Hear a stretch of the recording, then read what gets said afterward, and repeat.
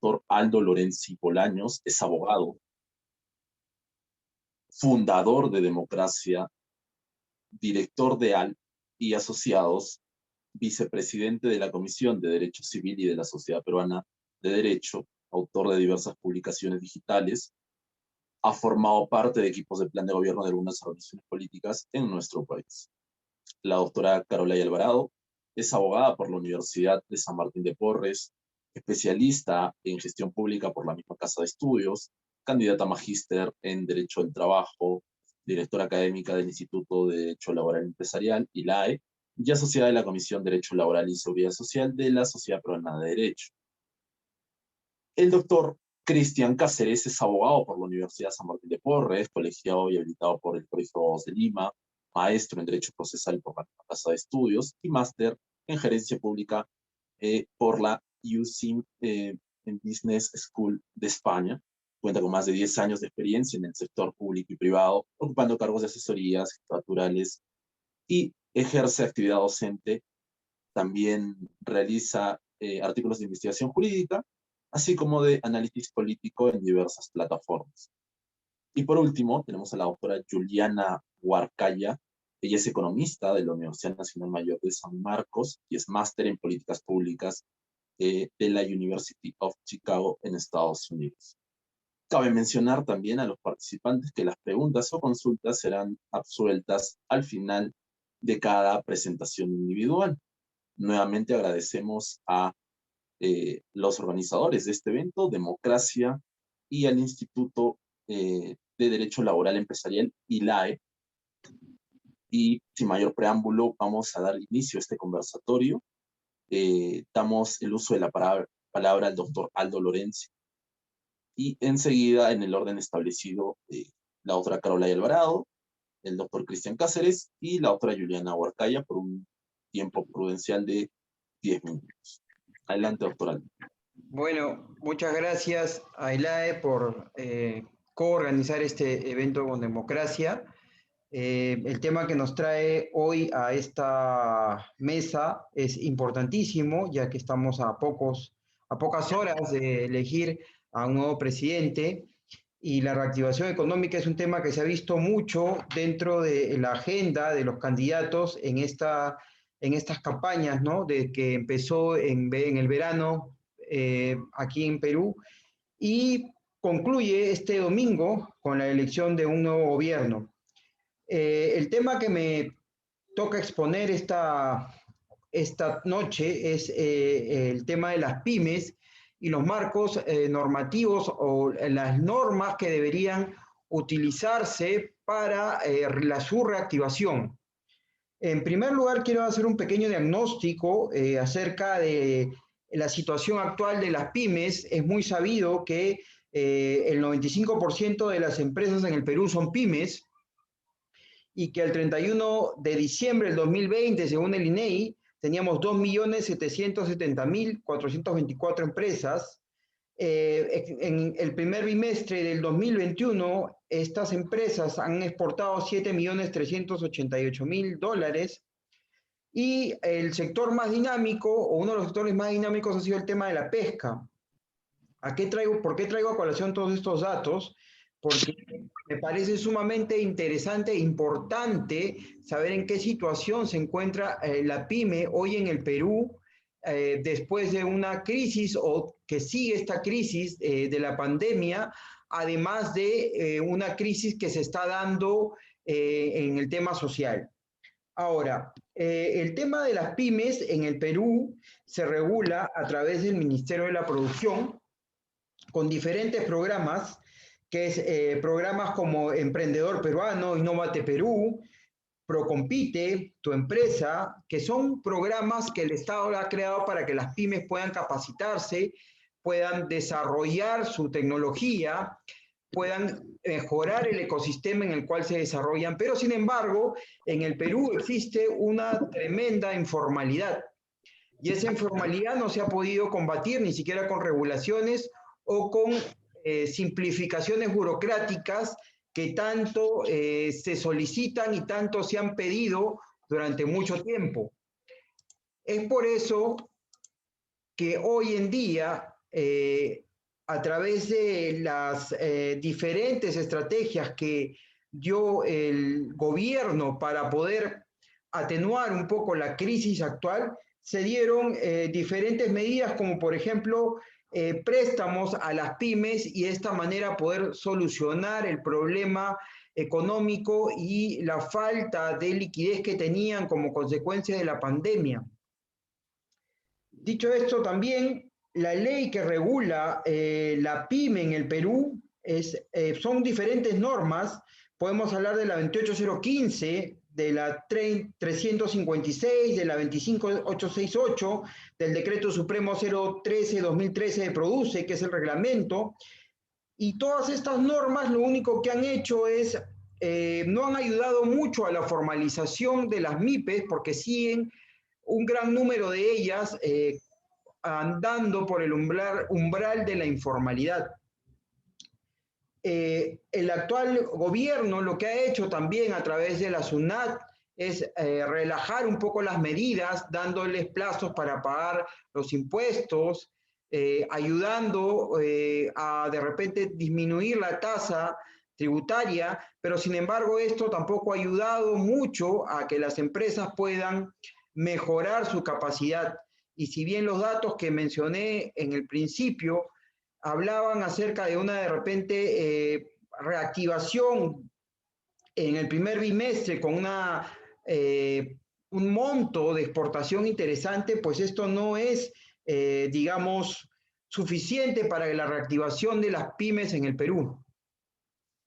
Dicho esto, también creo que es importante hablar de que las pymes no solamente comprenden las pequeñas y microempresas que todos podemos conocer de manufactura o que exportan productos tradicionales o no tradicionales, sino también podemos involucrar acá al turismo, y el turismo ha sido uno de los, digamos, de los sectores con mayor afectación al tema de la pandemia, y hay muchos empleos que se han perdido. Además de esto, las pymes peruanas o los grupos familiares que conforman el sector productivo del Perú tienen o están inmersas en el subempleo. Entonces, revisando los planes de gobierno y las propuestas, ya hablando en claro de ambos candidatos que han quedado en la segunda vuelta, pues ninguno de estos dos candidatos han llevado a cabo propuestas muy concretas que permitan reactivar a las pymes realmente. Seguimos con temas burocráticos, hablamos de, algunos candidatos hablan de suspender o darle la licencia de funcionamiento, por ejemplo, a los pequeños negocios de manera gratuita para que estos costos se puedan, no sean digamos, no los ayude a poder reactivar su negocio. Sin embargo, esto no solamente es una medida que no ayuda mucho para una reactivación real de las empresas. Ayer en Gamarra, por ejemplo, una de las candidatas o la candidata estuvo ofreciendo diversos beneficios para poder reactivar la economía, ya que Gamarra, que es un clúster que tenemos en el Perú, pues lógicamente se ha visto muy afectado.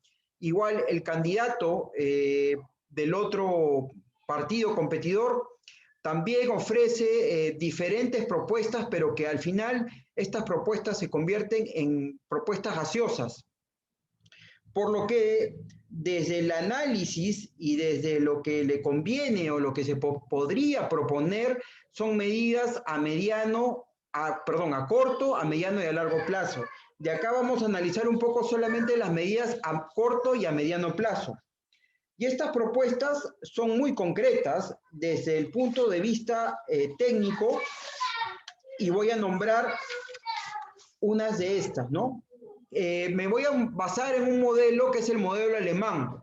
Alemania actualmente tiene en sus pymes la mayor parte de su fortaleza de desarrollo económico que existe dentro de su mercado. Exporta Alemania a toda la Comunidad Europea de una manera bastante dinámica y esto le ha permitido salir más rápido de la crisis. Entonces, consideramos que lo primero que tiene que hacer el nuevo gobierno para poder estabilizar y reactivar a la micro y pequeña empresa es darle acceso a créditos, pero a créditos que puedan ser realmente aterrizados, sin intereses, sin tasas, ni costos que le permitan al pequeño emprendedor, que le permitan poder llegar a ese crédito, y tampoco no necesitamos o no se necesita tener acceso a créditos con muchos requisitos, ¿no? Esa es una de las cosas. El otro es suprimir algunos permisos que se tienen que dar para que se pueda, la pyme pueda dinamizar y pueda de nuevo contratar mano de obra de una manera que no le genere un costo muy alto en esta primera etapa de corto plazo. Se necesita tener acceso a un tema muy importante que es las marcas. Yo considero, desde mi punto de vista y de mi experiencia, que lo que tiene que hacer el gobierno a corto plazo para poder rentabilizar a la pyme y reactivarla es generarle la conciencia de registro de marcas a mitad de precio, con un costo mucho más accesible, y de esta manera que la marca se convierta en el patrimonio que le permita acceder al crédito.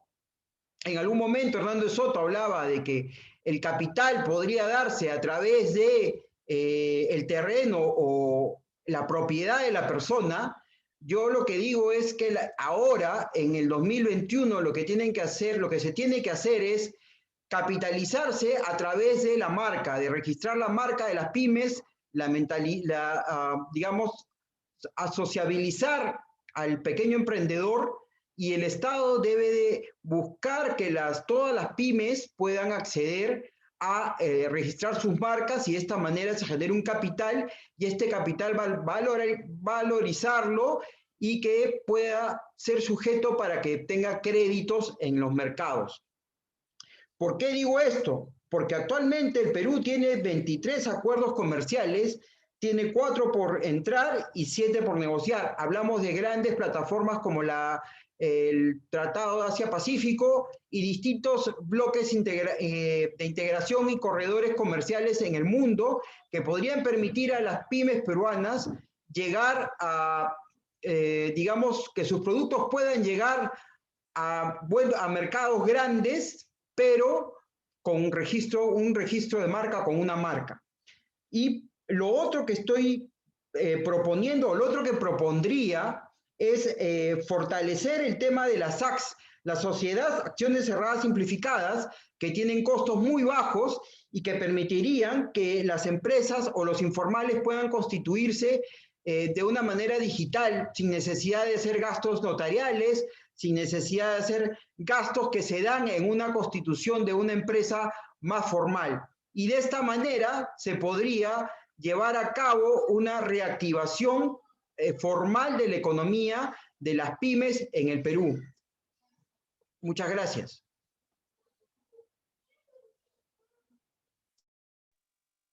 Muchas gracias, doctora Lorenzi. Vamos a pasar con la siguiente intervención a cargo de la doctora Carolina Alvarado. Adelante, por favor. Buenas noches. En principio, muchas gracias a Democracia y a ILAE por la organización y el espacio. Bueno, como sabemos, la pandemia ha causado cambios sin precedentes en todo el mundo y con repercusiones devastadoras en salud pública, en medios de vida y en empleo. Es justamente este último elemento que esta noche nos trae a la reflexión el tema que ocupa, que es reforma laboral. Bueno, reforma laboral y en pandemia sobre todo tiene múltiples aristas, pero esta noche quisiera que nos concentremos en una de ellas, que en mi opinión, desde nuestra perspectiva, es el eje de toda relación laboral. nos referimos directamente a la remuneración en pandemia. ¿Cómo se ha visto afectada la remuneración en pandemia? Y para ello vamos a dividir nuestra presentación en tres tópicos muy puntuales. Primero quisiera que nos acercarnos ligeramente al plano teórico para que nos podamos contestar ¿se puede o no se pueden reducir remuneraciones en el estado de emergencia sanitaria? ¿En qué circunstancias? ¿Hasta dónde puede llegar el empleador? ¿Cuáles son los derechos mínimos que tiene que exigir el trabajador en una situación como esa? Luego de superar esta valla,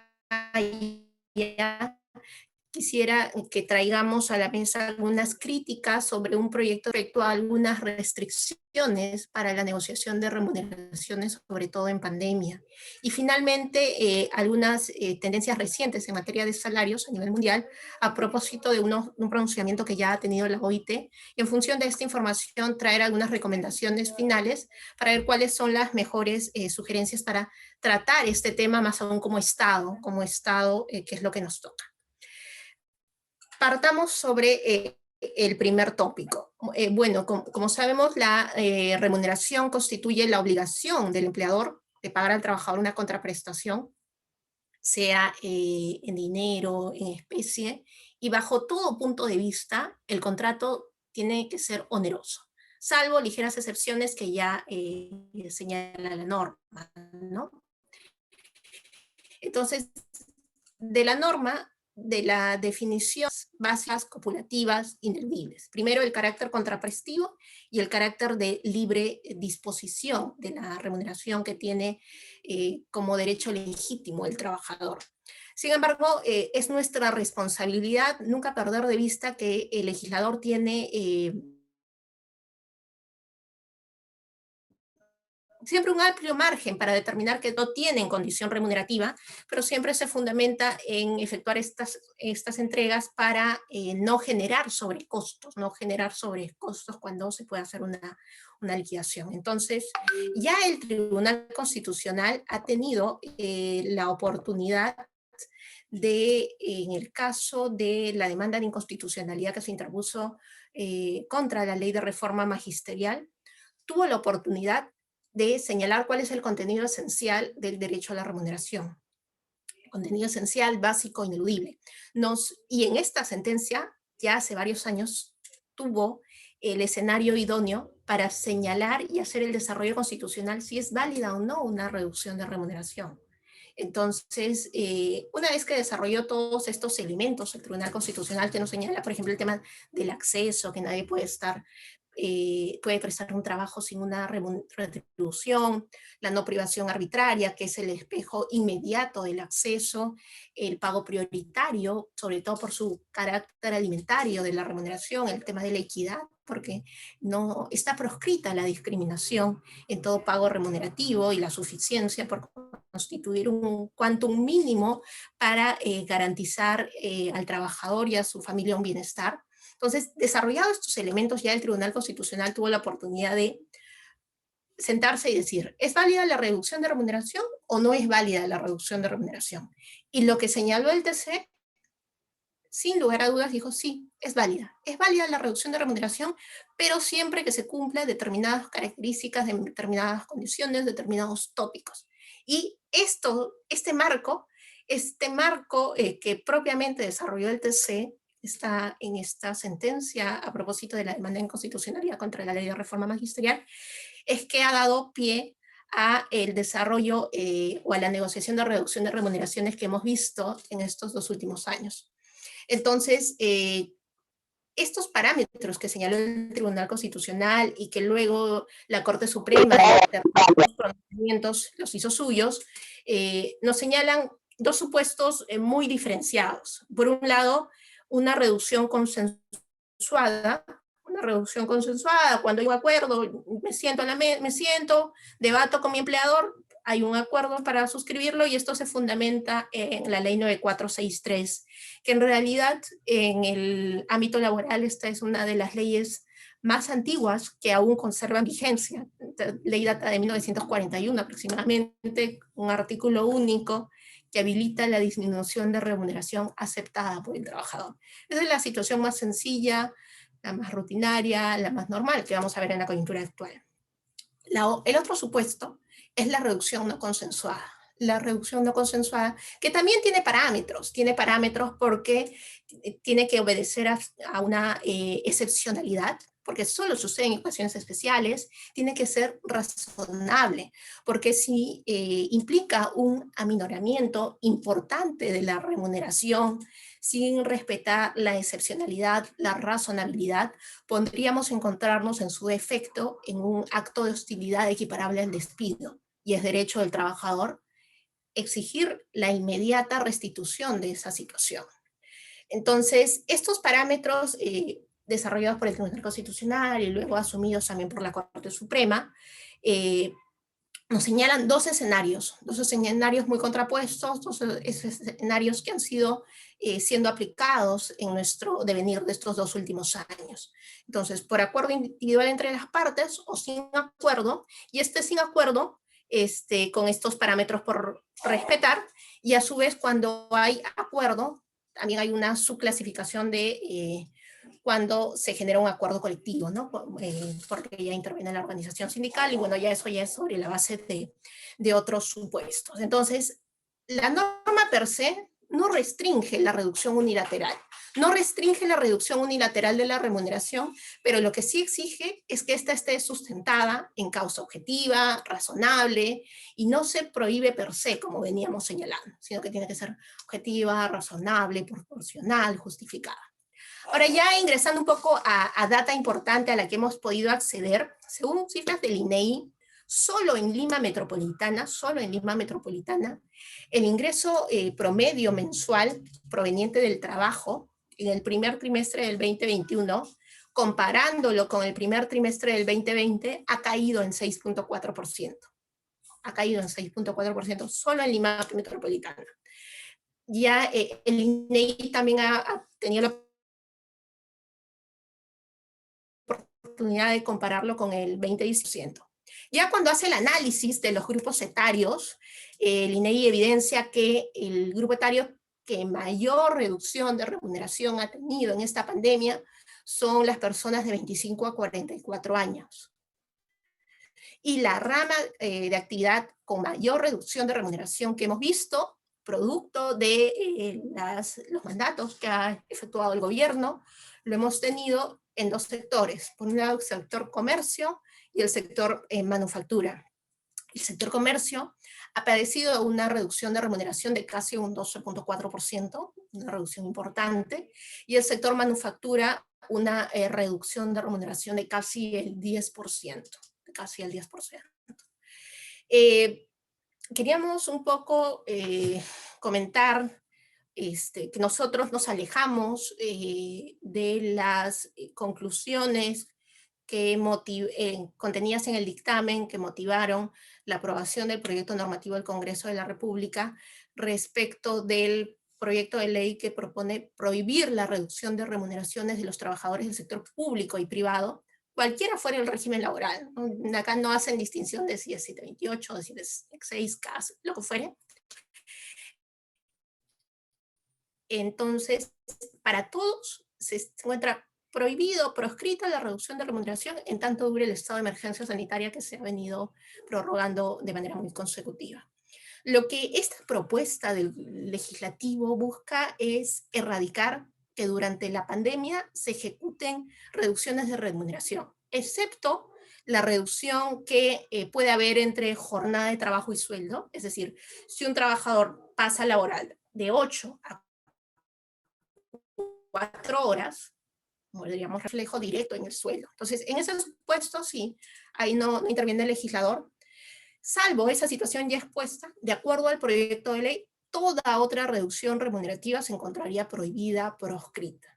En caso el empleador incumpla esa medida ya aprobada por la Comisión de Trabajo, que esperamos no pase la aprobación en pleno, incurrirá en una falta muy grave. En realidad, esta propuesta del Congreso lo que hace es eliminar que todas las partes lleguen a un acuerdo. Lleguen a un acuerdo que está amparado en la jurisprudencia y en la normativa que de manera muy puntual hemos señalado.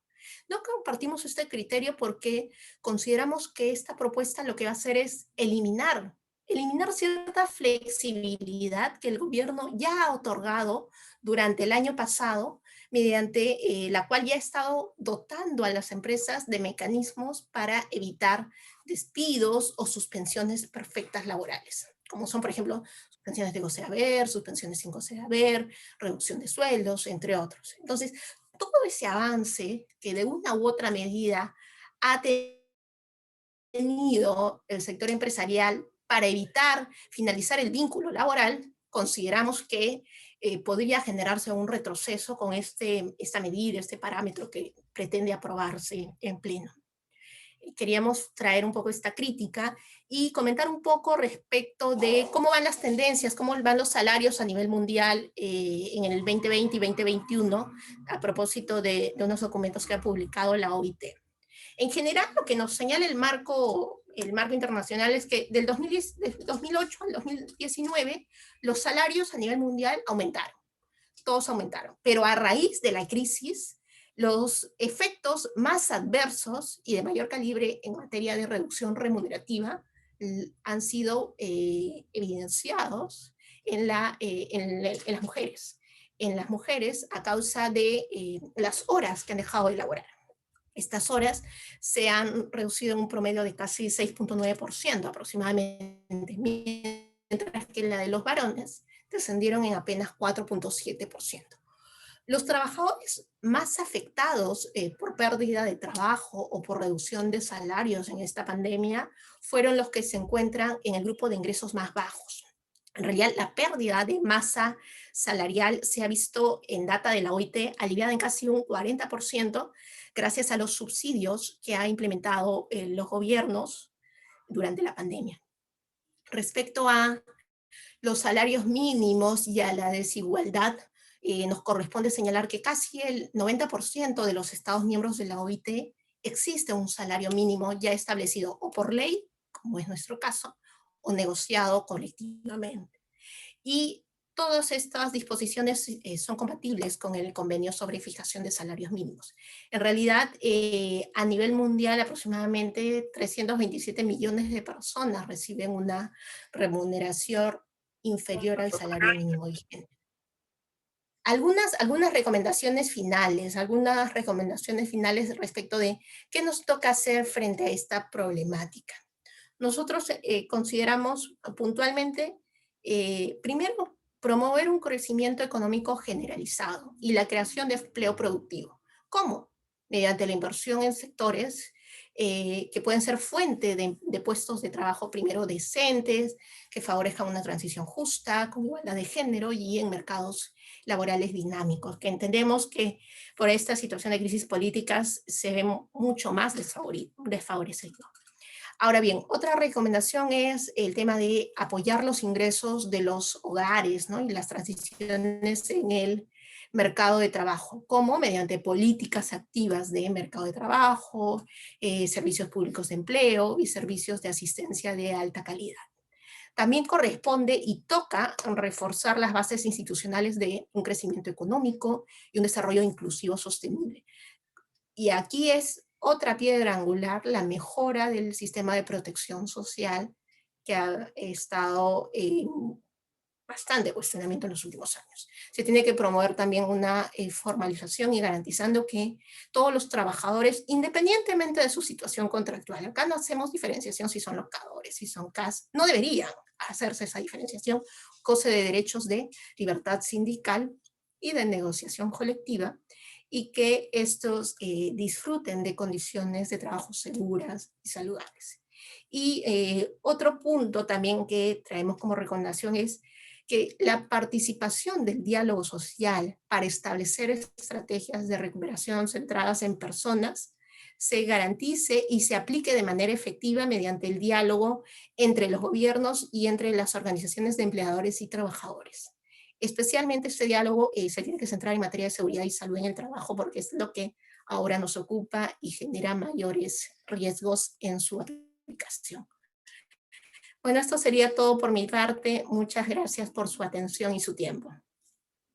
Gracias, doctora Caroline.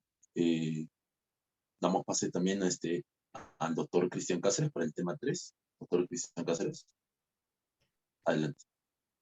Muchas gracias. Ante todo, muy buenas noches.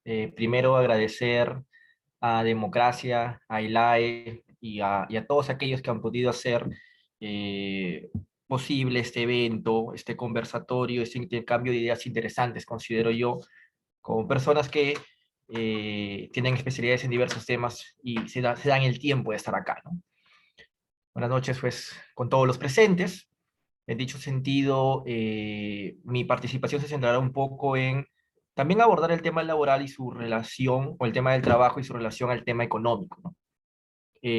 Para ello, yo creo por conveniente traer a colación algo que en realidad es algo sencillo, algo básico, pero me parece interesante traerlo a colación, de la delimitación o conceptualización del término trabajo. Empezando que el mismo comúnmente se puede relacionar con un tema legal como un tema del derecho al trabajo, pero no necesariamente es así en el marco de una conceptualización más completa o más ordinaria. Podría entenderse el trabajo, o es válido entender el trabajo como cualquier tipo de actividad que te va a permitir generar recursos. Evidentemente, pues si aterrizamos en el ámbito legal, a carrera, pues lo que se entiende como una relación laboral o una relación de trabajo con un marco de los elementos existentes como la subordinación, la prestación personalísima de servicios y la remuneración, ¿no? Ahora bien, en este ámbito el trabajo en general, como cualquier actividad, pueda ser para generarse los recursos o como aquella subordinada en el marco de una relación laboral. Obviamente, como todas las actividades sociales existentes, se han visto afectadas por el COVID-19 y han generado, obviamente, pues una nueva realidad. Para ello, y a efectos de poder pues traer a colación una data que tenga un sustento interesante, he traído a colación pues o quiero citar lo establecido por la OIT, la Organización Internacional del Trabajo, en su nota técnica país denominada Perú, impacto del COVID-2019 en el empleo y los ingresos laborales, ¿no? Pero haciendo acotación que esta corresponde a septiembre del 2020, pero igual tiene datos bastante interesantes. Y en específico me quería detener en este aspecto. Nos indica este documento que según las encuestas o los datos de la Encuesta Nacional de Hogares, en el segundo trimestre del 2020, la población ocupada en el marco del país disminuyó en más de 6 millones de personas en relación a su similar el periodo 2019. Que los mayores incrementos de esta disminución bastante alta de desocupación se registraron en hombres y personas que están entre los 25 y 44 años de edad y personas con estudios superiores no universitarios, en esencias técnicos, ¿no? Y que la disminución de la población ocupada fue mayor en el área urbana, con un menos 49%, que en la rural, que implicó un menos 6,5%, y que en las actividades se vieron, por ejemplo, en el sector construcción un menos 65,9%, manufactura 58,2%, menos servicios menos 56,6% y comercio menos 54,5%, principalmente nos indica este informe. Esto no hace más que reafirmar lo que hemos indicado hace unos instantes, ¿no? El COVID, la nueva realidad, ha traído impactos nuevos en todas las relaciones sociales, las de trabajo, en cualquier aspecto, no es ajena a ello, y esto ha sido pues algo negativo, ¿no? Frente a esto, tal vez algo que muchos plantean de manera rápida es una reforma.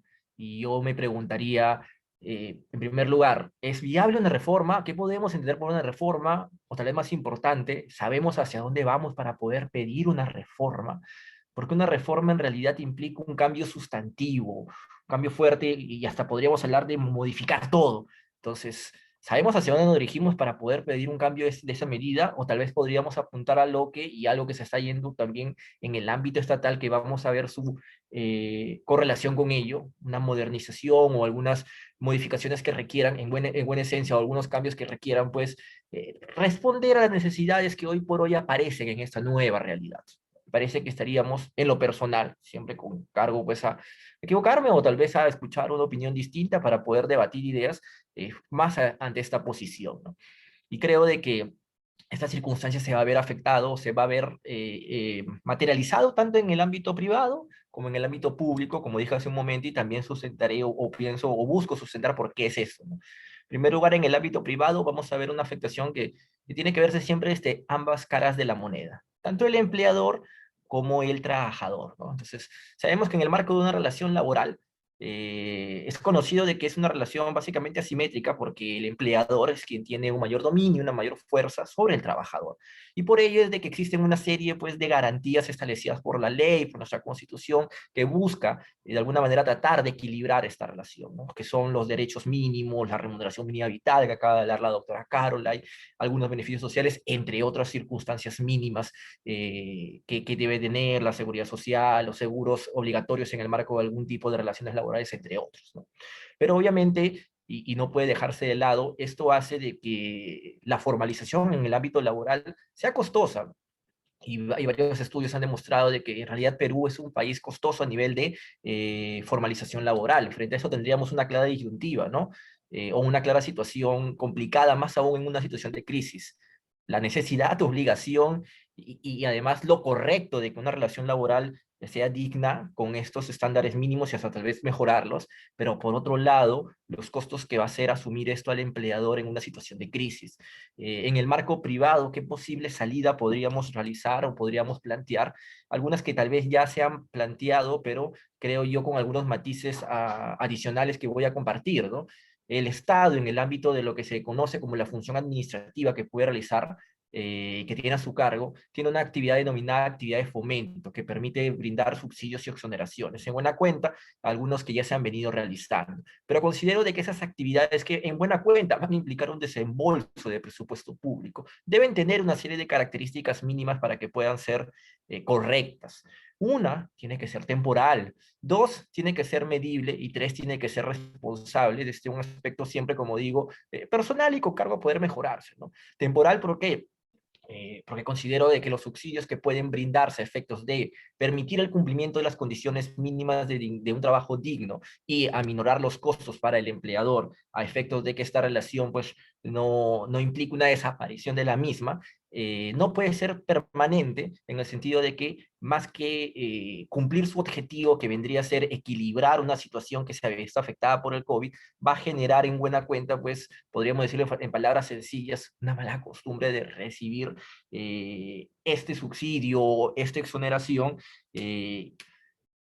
en detrimento del presupuesto estatal que tiene que estar destinado a satisfacer una serie de necesidades. Medible, porque, que va justamente con este tema temporal, porque la temporalidad, ¿cómo la determino? Midiendo justamente o estableciendo parámetros que me permita determinar cuándo es de que ya puedo retirar o es coherente retirar ese tipo de subsidios y exoneraciones. Y finalmente responsable, porque estamos hablando de la erogación de un gasto público, de presupuesto público, que va a estar destinado o que podría estar destinado a la satisfacción de otras necesidades, por ejemplo, hoy por hoy podemos hablar prioritarias como la salud. Entonces, alguien podría decir, sí, todos esos millones que se destinan allí se pueden destinar, pues, tal vez a la compra de mayores vacunas, entre otras cosas, ¿no? Entonces, a efectos que sea responsable, una nueva o mayor erogación de un presupuesto público tiene que tener a la par mecanismos que permitan de alguna manera solventarlos para que no se afecte el hecho que se brinden otros servicios públicos. Y allí es donde entran también muchos los actores estatales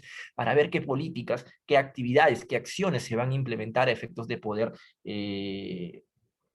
equilibrar esta situación presupuestal, ¿no? Y creo que justamente para que esto pueda funcionar en el marco de las características que mencionamos, es importante siempre el acompañamiento técnico de los entes rectores, porque también es cierto, además de que lo que se ha demostrado de la existencia de una relación laboral con dos partes, que justamente el pedido, la exigencia de todo esto implica pues una serie de características una serie de exigencias técnicas que muchas veces no van a ser fácil o accesibles. Un ejemplo de esto fue, por ejemplo, cuando se brindó la posibilidad de la suspensión perfecta y muchos de estos fueron denegados, justamente porque cuando se implementa algo y en esencia es nuevo, es difícil o complicado hacerlo bien a la primera vez. Entonces, un acompañamiento técnico permitiría que esto se realice de una mejor manera, ¿no? Esto con relación al tema privado. Y con relación al tema público, tal vez muchos se preguntarían, ¿y qué relación existe? Yo partiría citando o parafraseando, en esencia, lo que contiene el artículo 1 de nuestra Constitución, que en buena cuenta indica lo siguiente: el fin supremo del Estado es la vida de la persona humana en dignidad. Y acá podemos ver un eje del Estado, un eje del ordenamiento jurídico, un eje de la Constitución, que es la persona humana, nosotros. Esto que demuestra que la participación, la relación, la existencia de la persona humana va a estar en todas las relaciones sociales que van a estar comprendidas en el ordenamiento jurídico. Y obviamente las relaciones sociales también van a abarcar las laborales, no se van a ver afectadas a ellas. Por ende, las relaciones laborales en el ámbito público tienen que tener en cuenta que uno de sus ejes principales es el recurso humano. Si nosotros no tenemos un recurso humano en el sector público, por ejemplo, que cumpla con principios tales como el servicio civil, la meritocracia, la disciplina administrativa, la igualdad de oportunidades, ¿cómo podemos exigir que se cumpla con brindar un servicio público adecuado? Esto es algo que ya viene de larga data, esto es algo que ya ha sido observado en distintas oportunidades, y a la fecha podríamos decir que desde el 2008, con la creación de lo que hoy conocemos como la Autoridad Nacional de Servicio Civil, en síntesis Servir, y que se ha venido implementando de manera progresiva y con mayor fuerza desde el 2014, estamos en el marco de esta reforma. Pero esta es la cuarta reforma que en buena cuenta buscamos implementar, y que, como todo ámbito político, acá requiere mucho de voluntad. Y que esto es lo que en los últimos años se ha ido perdiendo, lo que obviamente afecta negativamente en el servicio que brindan las entidades, porque las entidades al final de cuentas es una ficción. El ministerio no es una persona, la superintendencia tampoco lo es, y así sucesivamente. Quienes materializan o ejecutan las acciones que deben realizar estos son las personas, esto es el recurso humano, y si el recurso humano no está adecuadamente capacitado, motivado, pagado y demás, ¿cómo te va a brindar un servicio público adecuado? Más aún si muchos de estos son necesarios para que muchos que forman parte del sector privado puedan cumplir adecuadamente en el marco de la formalidad sus obligaciones. Entonces creo que acá podemos advertir una clara relación y una clara importancia del ámbito público también, ¿no? Finalmente, y creo que tal vez podrían ser unos temas que podemos tocar más adelante en otra participación que entiendo vamos a tener, hay aspectos importantes que a muchos han venido para quedarse, ¿no? Lo que podemos conocer hoy como el trabajo remoto, que entiendo se quedaría ya como el teletrabajo, porque acá hay diferencias, ¿no? El teletrabajo es voluntario, el trabajo remoto era obligatorio, el teletrabajo implicaba que tú realizas el trabajo fuera de las oficinas o inmediaciones del local de la empresa o la entidad, y el trabajo remoto implica que tú realizas fuera, sí, pero en tu domicilio, efectos de evitar, pues, el contacto físico y la propagación del COVID, que fue lo que dio a raíz de ello. Por ende, existe un dictamen aprobado, tenemos entendido por parte del Congreso, que busca modificar y reforzar la normativa, pero igual hay muchos puntos sobre las IES que poner acá, y consideramos que es importante tener en cuenta, y he tenido, por ejemplo, conocimiento a través de ciertos colegas, que algunas empresas tipo Telefónica en algunos ámbitos han implementado esta modalidad de trabajo ya de manera permanente, y han podido aprovechar el mismo porque justamente le permite tener muchos ahorros en varios aspectos. Ahora bien, con esto yo un poco cerraría mi participación en este bloque, quedando siempre expedito a cualquier participación que se me permita en adelante o consulta que pueda absolver. Gracias.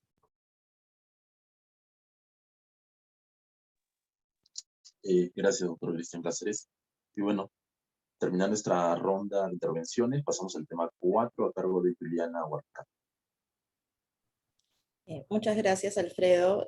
Muchas gracias a los organizadores por organizar este evento, y gracias a los participantes, a Aldo, Cristian y Carolai, por sus exposiciones. Antes de empezar con el tema de inversión pública para la reactivación económica, solo decir que comparto lo que han expuesto Carolai y Cristian respecto a la informalidad. La informalidad es un problema estructural en nuestro país. Tenemos, para dar unas cifras, 70% de nuestra economía es informal, ¿no? Y somos el país con una de las mayores tasas de informalidad a nivel de la región.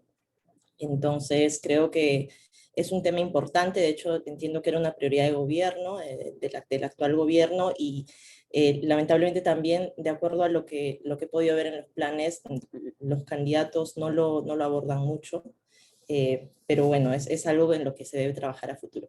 Bien, ahora para empezar con el tema de inversión pública para la reactivación económica, la inversión pública en nuestro país representa generalmente aproximadamente el 4% del PBI.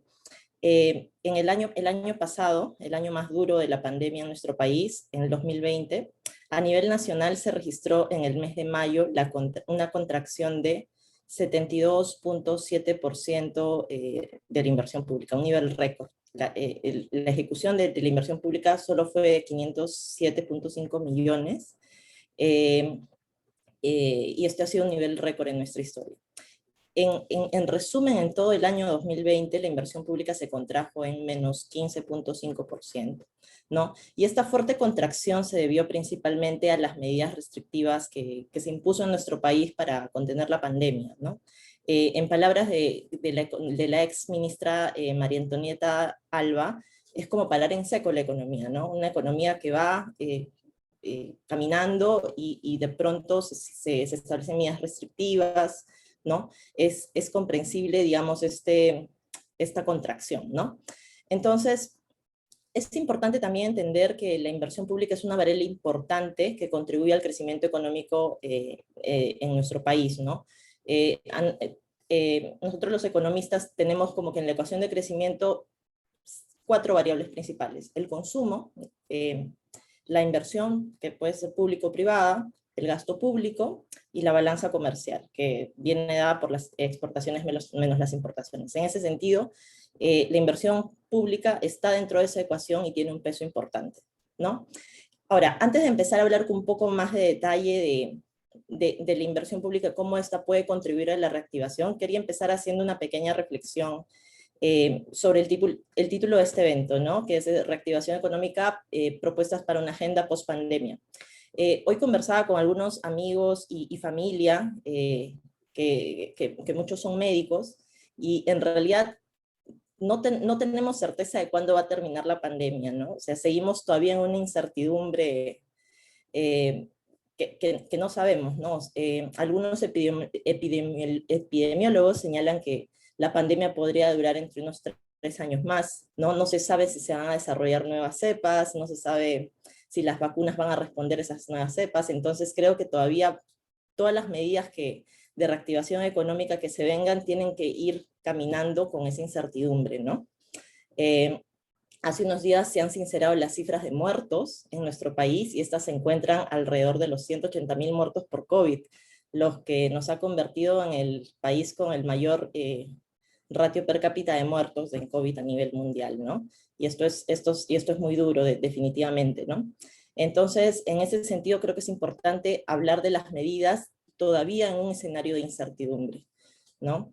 Y bueno, dicho esto, para empezar a hablar de inversión pública como uno de los principales motores de la reactivación, es importante poner en contexto que uno de los principales lineamientos de política fiscal que considera el Ministerio de Economía y Finanzas de su marco macroeconómico multianual vigente es el de justamente mejorar el proceso de gestión de la inversión pública para contribuir a la reducción de brechas de infraestructura en nuestro país, ¿no? Se sabe que la inversión pública puede ser un instrumento eficaz para generar empleo y, en consecuencia, dinamizar la actividad económica, ¿no? Dicho esto, creo que el fortalecimiento de la inversión pública en este contexto debe buscar 2 objetivos, ¿no? Que al final creo que se complementan mucho.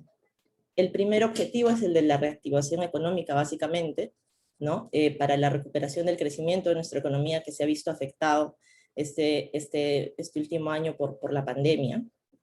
Y segundo, el cierre de brechas, ¿no? Creo que el resultado electoral nos ha mostrado que existe un gran descontento de la población con el llamado modelo económico, y creo que es importante empezar a tener un modelo económico mucho más inclusivo, para lo cual la inversión pública se convierte en un instrumento muy importante.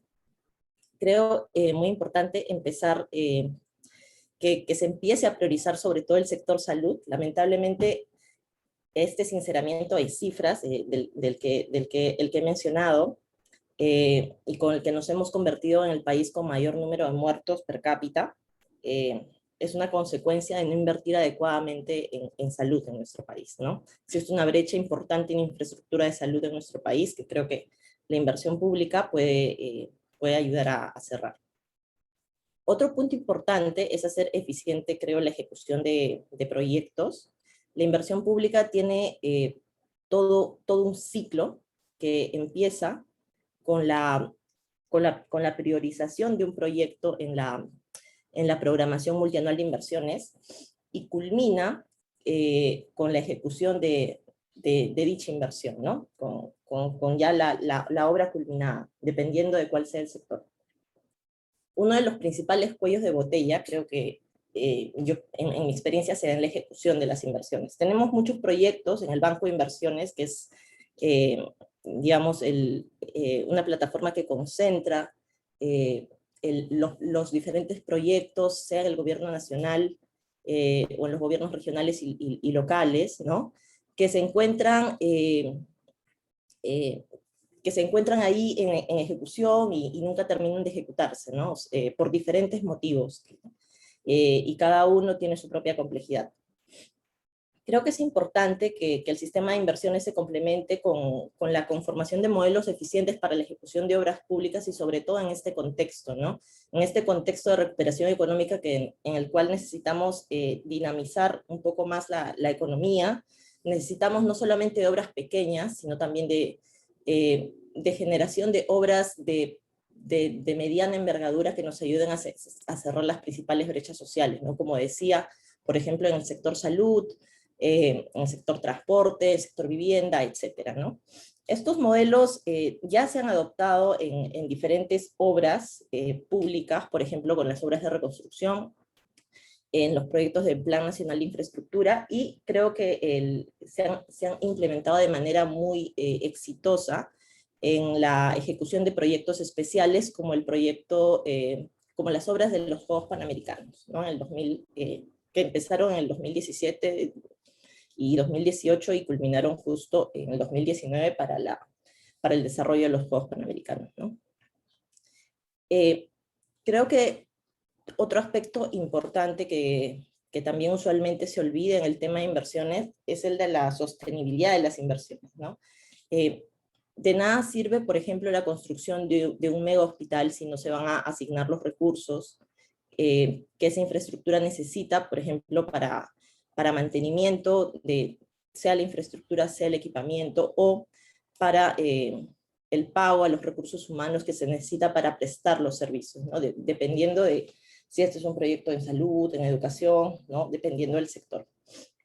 Entonces, creo que este también es un aspecto importante que no se debe olvidar y que garantizaría que todas las inversiones ejecutadas sean sostenibles en el tiempo, ¿no? Y esto, creo que este va a ser un tema, va a ser un reto, por así decirlo, en los próximos años, en los próximos meses, porque de hecho se vienen, dada la complicada situación económica de nuestro país, de hecho se vienen recortes importantes a nivel de gasto corriente en ciertos sectores, en realidad en todos los sectores, ¿no? Y justamente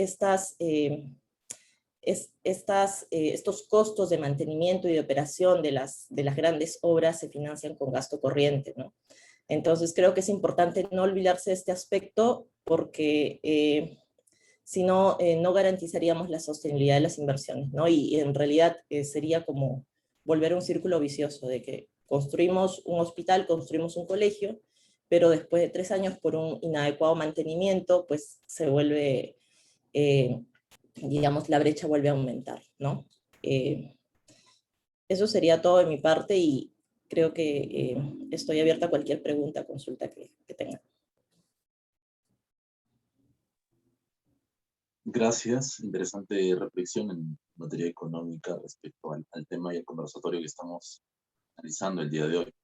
Ya para la parte final de este conversatorio, respecto a las rondas de preguntas, estimados participantes, pueden dejarlas en la caja de comentarios que está habilitado para poder leerlas en este espacio y puedan ser absueltas por los panelistas de este conversatorio. Mientras van escribiendo las preguntas, tenemos ya 2 en el chat que básicamente refieren a los siguientes tópicos. El primero, que tiene que ver sobre el tema de la reducción salarial, cuánta es la repercusión o cuál es la repercusión que tiene también en el ámbito informal. Y la segunda pregunta o el segundo tema que se ha dejado en los comentarios hasta el momento es acerca sobre el trabajo remoto. ¿Qué es lo que pasa con el trabajo remoto? ¿Qué va a pasar con el trabajo remoto de cara a lo que viene post pandemia, ¿no? Porque recordamos que el trabajo remoto como figura dentro del marco legal tiene vigencia mientras se tenga el tema de la emergencia sanitaria en nuestro país. Entonces, ¿qué es lo que se tiene que mejorar o cuál es la figura que se tiene que mejorar? Entonces, para esto vamos a empezar en el mismo orden de la exposición, y además de estos tópicos que ya se han planteado en el chat, podrían referir a alguno también que sean ustedes, como reflexiones finales. Empezamos con el doctor Aldo Lorenzi. Gracias. Con respecto al trabajo remoto, yo creo que eso podría ser una alternativa que ya se quede dentro de los regímenes laborales que podemos tener, porque definitivamente nos hemos dado cuenta que aminora los costos que existen dentro de una empresa, ¿no? Cristian lo decía bien claro. Entonces, esta también es una de las alternativas que se puede dar para que las pymes puedan reactivar su economía y todas las pymes que han cerrado puedan volver a reabrir. Ojo que hay muchas pequeñas y microempresas que no han tenido la oportunidad de sobrevivir a esta pandemia y han cerrado. Entonces se necesita generar, digamos, mecanismos creativos para que nuevamente se reactiven todos estos pequeños y microempresarios, ¿no? No estamos hablando de manufactura, de repente estamos hablando de temas de servicios que podrían tomar en cuenta el trabajo remoto como una nueva alternativa, porque muchas de las pequeñas y microempresas que hay en el Perú son de 1, 3, 4, 5 trabajadores y están en completo hacinamiento muchas veces. Y son empresas familiares las que están trabajando con un subempleo, sin alguna remuneración, sin digamos, los derechos de ley que tiene que ver con la CTS, el seguro y todos estos derechos del trabajador, ¿no? Entonces yo considero que dentro de la agenda de este nuevo gobierno debería ser realmente sensibilizar y sociabilizar y que el trabajo remoto sea un mecanismo para poder levantar un poco la economía a través de las empresas de servicios. Ojo que ya tenemos la digitalización de la pyme a través de plataformas, a través de estos canales como estos Rappi, Globo, todos estos servicios que lo que hacen es ayudar a que las pymes puedan distribuir los productos, ¿no? Entonces, se necesitan más regulación, sí es cierto. Y un tema que quería, que se me pasó en la otra, en el primer bloque, es el tema de la fintech, ¿no? Que se necesita ya digitalizar un poco el capital de trabajo para las pymes y de esta manera también dinamizar el mercado de las pymes para que puedan ellos mismos sacar el mejor provecho del capital y hacer este intercambio comercial que se ha quedado prácticamente paralizado con el tema de la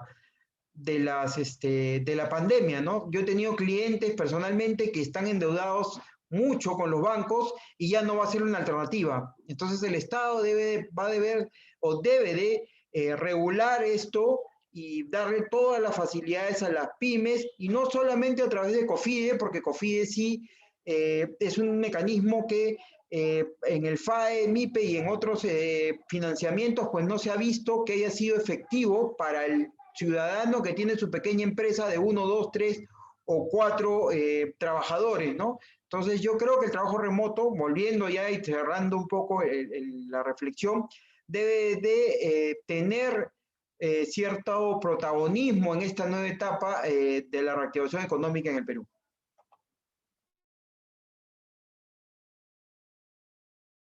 Gracias, doctor Lorenzi, por la reflexión, esta última que hace.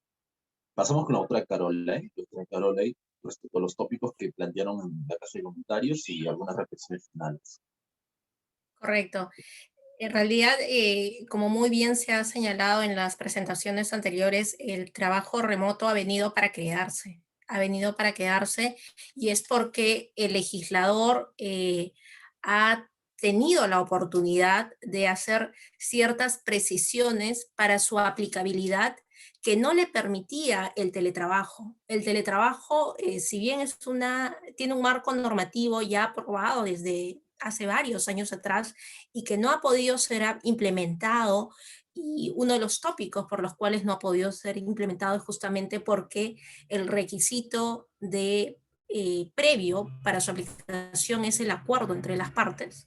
Entonces, justamente con los beneficios que ha otorgado el gobierno, ya con el trabajo remoto podemos tener mayores mecanismos para que los trabajadores realicen sus labores en un espacio sanitario adecuado, cautelando su seguridad y su salud.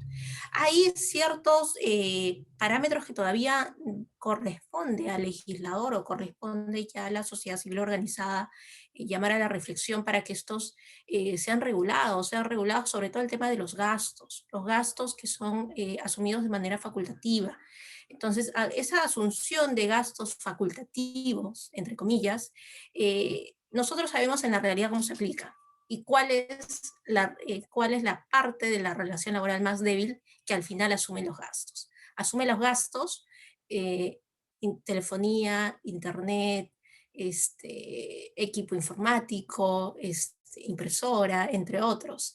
Entonces, eso, lógicamente, en el devenir de estos meses lo ha venido asumiendo el trabajador, porque la idea también es que el vínculo laboral subsista y que no veamos estas barreras como tan determinantes para finalizar el vínculo laboral, porque no es rentable esa situación. Entonces, toca llamar a la reflexión y esta puerta abierta que ha dejado el legislador en determinado momento tiene que ser cerrada y delimitada, porque no puede haber un trato discriminatorio entre los gastos que asume el empleador como Estado y como empleador privado. Por un lado, esa reflexión en cuanto al trabajo remoto.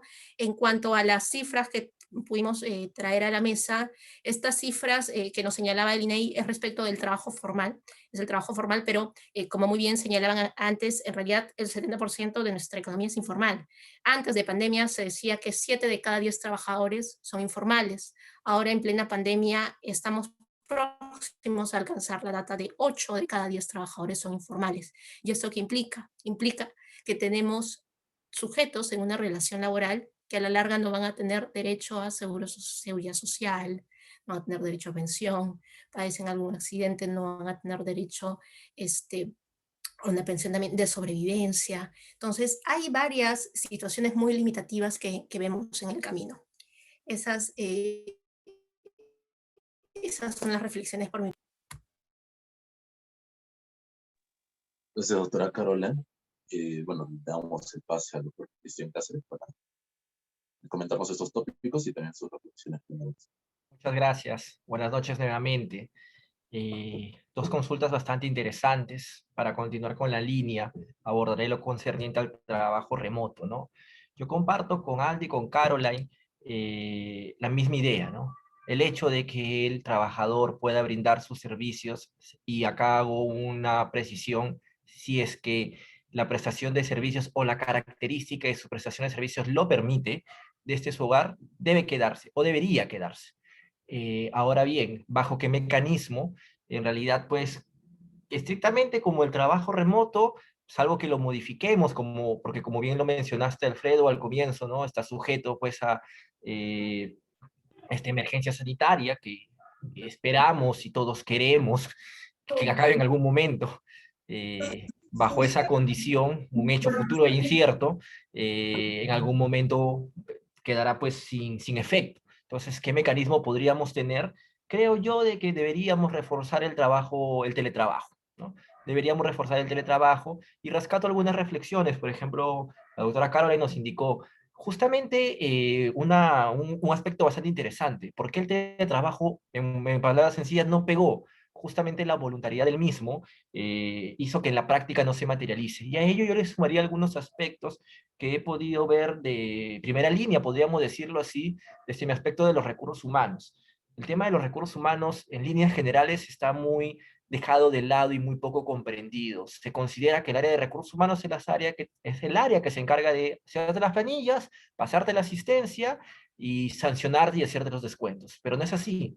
El recurso humano o el potencial humano es lo más importante que tú puedes tener en tu empresa y tu entidad, y tienes que buscar e implementar mecanismos que en buena cuenta permita valorarlo y repotenciarlo. En dicho sentido, hay una idea bastante sesgada y podríamos decir pues ya obsoleta, que es: si no te veo trabajar, no estás trabajando. Entonces creo que esto, yo lo denominaría así, es una tara que no permite que estos tipos de mecanismos de trabajos prosperen. Lo más importante es, creo yo, los resultados, el logro de objetivos, más allá de verte sentado físicamente enfrente de una computadora o haciendo una actividad, ¿no? Yo he tenido la oportunidad de ser subgerente de recursos humanos, y en ese marco algo que yo mucho repetía: hay centros estudios que te indican que básicamente las primeras 3 a 4 horas puedes rendir a un 100%, luego empiezas a rendir a un 80%, un 60%, y las últimas 2 horas generalmente ya no rindes ni al 50%, por un tema mismo de agotamiento físico. En dicho sentido, yo prefería que las primeras horas sean las más productivas, porque me generaban mayores resultados con todos los sentidos, podríamos decirlos, más completos. Entonces, partiría que hay que cambiar muchas cosas hasta de un aspecto de cultura de recursos humanos. Entender que esta modalidad de brindar tus servicios desde casa funciona. Y para que funcione, no necesito verte ni pedirte: envíame un correo para saber que te conectaste a las 8. Envíame un correo para saber que sigues conectado a las 8:30. Envíame un correo, y así cada 15 minutos. No necesito. Necesito decir: ok, ¿qué hago? Mido trabajo. ¿Tú qué eres? Bueno, pondré un ejemplo. Yo soy un abogado. Ok. ¿Tú qué haces? Informes y proyectos de resoluciones. Ok, yo mido cuánto tiempo te demoras en sacar un informe y una resolución, y en base a eso te dejo una tarea semanal. Entonces, eso está medido y está establecido para el cumplimiento de 8 horas diarias, 40 o 48 horas semanales, y logro objetivos.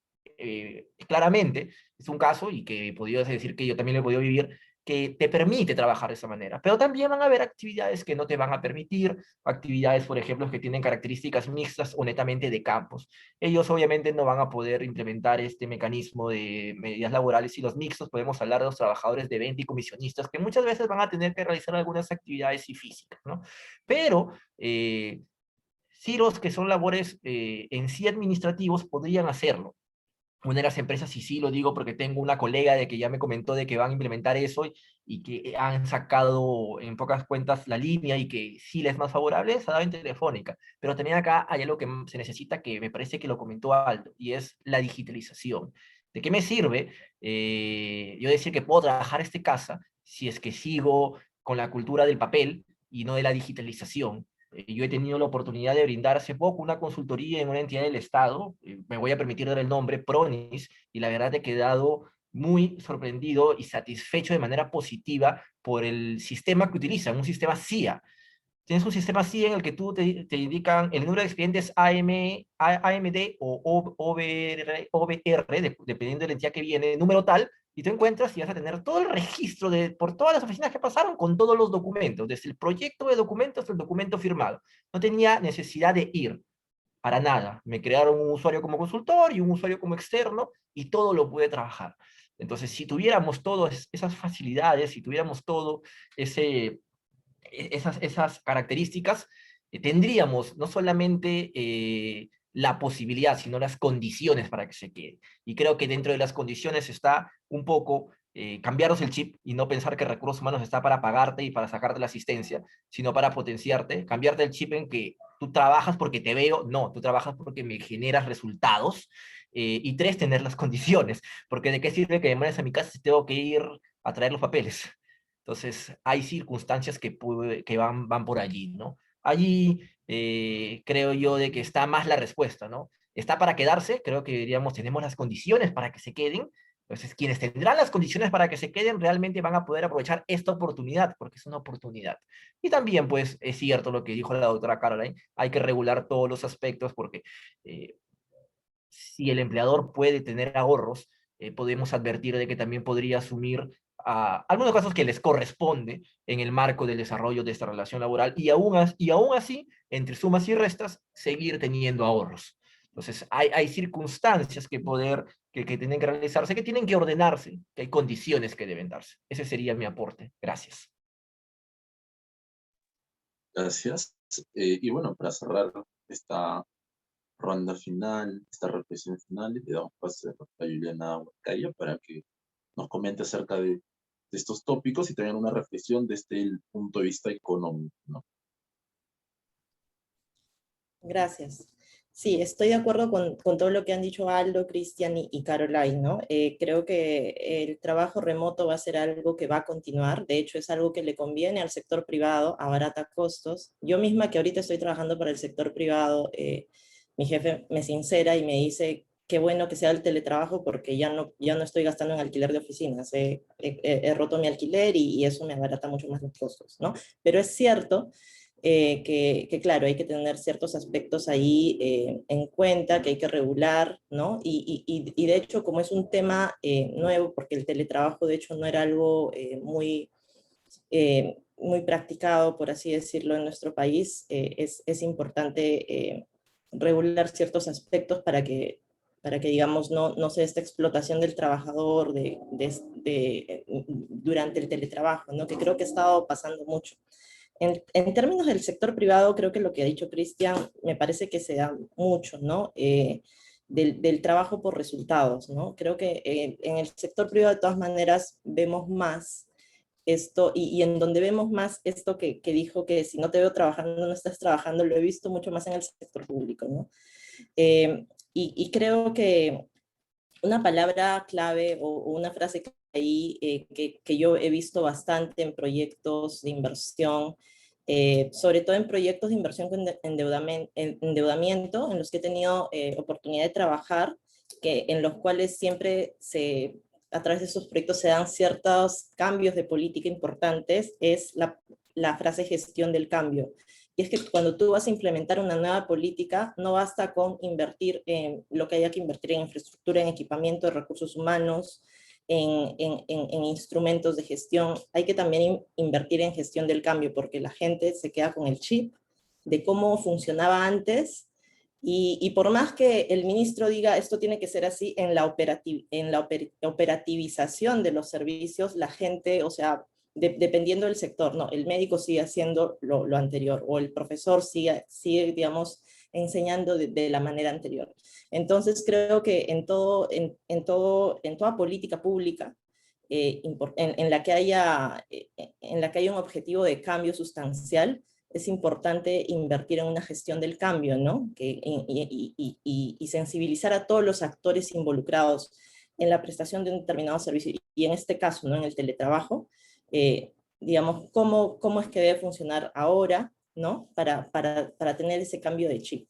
Y creo que, claro, esto es obviamente tanto para el sector público como para el sector privado, pero yo creo que el reto sobre todo se va a dar en el sector público, ¿no? Donde vemos un poquito más esta burocracia y este trabajo que no necesariamente se da por resultados, ¿no? Estamos muy acostumbrados a trabajar de una manera diferente en el sector público, y creo que esas serían mis reflexiones finales. Muchas gracias por esta última reflexión para Juliana. Bueno, hemos llegado a la parte final de este evento, sin lugar a dudas, muy productivo. Se ha tocado temas relevantes desde los diversos enfoques que tienen los panelistas. Sin lugar a dudas, hay muchos retos que tenemos que superar con este tema de la pandemia, que va a seguir durante buen tiempo, esperemos que no tanto, y también ver los caminos que se tienen que diseñar y transitar también a efectos de la post-pandemia. Bueno, ya en la etapa final, no habiendo más preguntas por parte del público, de parte de Democracia e ILAE, agradecemos la excelente participación de los ponentes, del tiempo del día de hoy. Además, del mismo modo también, agradecemos a todos los asistentes por acompañarnos en este conversatorio realizado, reactivación económica en el Perú, propuestas para una agenda post-pandemia.